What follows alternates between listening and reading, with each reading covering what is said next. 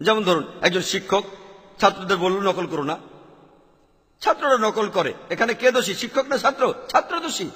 এখানে আল্লাহ মানুষ জাতির প্রত্যেককে একটা স্বাধীন ইচ্ছা শক্তি দিয়েছেন যে তোমরা যা খুশি করতে পারো, আমি শুধু গাইডেন্সটা দেব। সর্বশেষ আর চূড়ান্ত গাইডেন্স, সর্বশেষ আর চূড়ান্ত আসমানি কিতাব হলো পবিত্র কোরআন। এখানে সব নির্দেশগুলো দেওয়া আছে। আর আল্লাহ বলেছেন, আমি আমার লেকচারও বলেছি যে সূরা মাইদার 32 নম্বর আয়াতে উল্লেখ আছে, যদি কেউ কোনো মানুষকে হত্যা করে, হোক সে মুসলিম বা অমুসলিম, হোক সে হিন্দু, ইহুদি, খ্রিস্টান, শিখ, যে কেউ, যদি সেটা হত্যাকাণ্ডের অপরাধে না হয়, যদি দুনিয়া ধ্বংসাত্মক কাজের জন্য না হয়, তাহলে সেজন্য পুরো মানব জাতিটাকে হত্যা করলো। যদি কেউ কোনো মানুষকে বাঁচায়, তাহলে সেজন্য পুরো মানব জাতিটাকেই বাঁচালো। তাই সর্বশক্তিমান ঈশ্বর মানুষের এই একে অন্যের সাথে খুনোখুনি পছন্দ করেন না। কিন্তু মানুষ যদি তার কথা না শোনে, কাকে দোষ দেবেন? দোষ মানুষের। এই পৃথিবীতে আল্লাহ বলেছেন, সূরা মুলকের 2 নম্বর আয়াতে আছে যে এই পৃথিবীতে আল্লাহ সৃষ্টি করিয়াছেন মৃত্যু এবং জীবন তোমাদিগকে পরীক্ষা করিবার জন্য। আল্লাহ মৃত্যু আর জীবন তৈরি করেছেন আমাদের সবাইকে পরীক্ষা করার জন্য। আল্লাহ এখানে ইন্টারফেয়ার করেন না, তিনি চাইলে করতে পারতেন। কোরআন বলছে যদি আল্লাহ চাইতেন তিনি সবাইকে বিশ্বাসী বানিয়ে পৃথিবীতে পাঠাতেন, তাহলে এই পরীক্ষাটা থাকতো না। যদি শিক্ষক চান পাশ করুক আর না করুক, তিনি সবাইকে পাশ করিয়ে দিতে পারেন।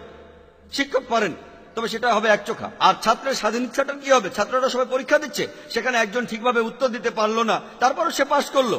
তখন যে পড়াশোনা করেছে সে প্রতিবাদ করবে যে আমি এই পরীক্ষার জন্য এত খাটাখাটি করলাম, আর এই ছাত্র নকল করছে, চুরি করছে, ভুল উত্তর দিয়েও সে পাশ করছে। তাহলে পরের ব্যাচ যদি তারা বুঝতে পারে যে শিক্ষক সবাইকে পাশ করান, সে ঠিক উত্তর দিক আর ভুল উত্তর দিক, তখন সবাই পড়াশোনা ছেড়ে দেবে। এভাবে আপনি একটা মেডিকেল ডিগ্রিও পেতে পারেন, কিন্তু এই ডাক্তার যখন মেডিকেল পাশ করবে, পাশ করে বের হবে, তখন সে মানুষ সারাতে পারবে না, মানুষ মারতে পারবে। আর সেজন্য আল্লাহ সুবহানাহু ওয়া তাআলা পবিত্র কোরআনের মাধ্যমে মানুষ জাতিকে নির্দেশ দিয়েছেন, হত্যা করো না, অন্যের ক্ষতি করো না, মানুষকে ভালোবাসো। আমার লেকচারে সব বলেছি। কিন্তু মানুষ যদি না করে, তার মানে তারা কোরআন মেনে চলছে না। ধরুন যে কোনো মানুষ, ধরুন সে যে কেউ হোক, সে আমেরিকান বা পাকিস্তানি হোক, সে পৃথিবীর যে কোনো জাতির মানুষ, মানুষ হয়তো বলতে পারে, ধরুন যদি আপনার নাম হয়ে থাকে কোনো মুসলমান নাম, আব্দুল্লাহ বা জাকির বা মোহাম্মদ, নাম দিয়ে বেহেশতে যেতে পারবেন না। নাম দিয়ে নিজেকে মুসলমান বলছেন, নাম আপনাকে মুসলিম বানায় না। মুসলিম কোন লেভেল না যে আমি বললাম মুসলিম আর মুসলিম হয়ে গেলাম। মুসলিম অর্থ নিজের ইচ্ছাকে সমর্পণ করা আল্লাহ সুবহানাহু ওয়া তাআলার কাছে। যদি কারো নাম হয়ে থাকে জাকির, আব্দুল্লাহ, মোহাম্মদ, শাকির, এটা কিছু না। যদি তারা নিজের ইচ্ছাকে সমর্পণ করে আল্লাহর কাছে, তাহলে তারা মুসলিম। শুধু মুসলিম বলে ডাকলেই হবে না। পবিত্র কোরআন বলছে কিছু মানুষ শুধু মুখের কথায় মুসলিম। তাই যারা খুনোখুনি করছে তারা কোরআনের নির্দেশ মেনে চলছে না।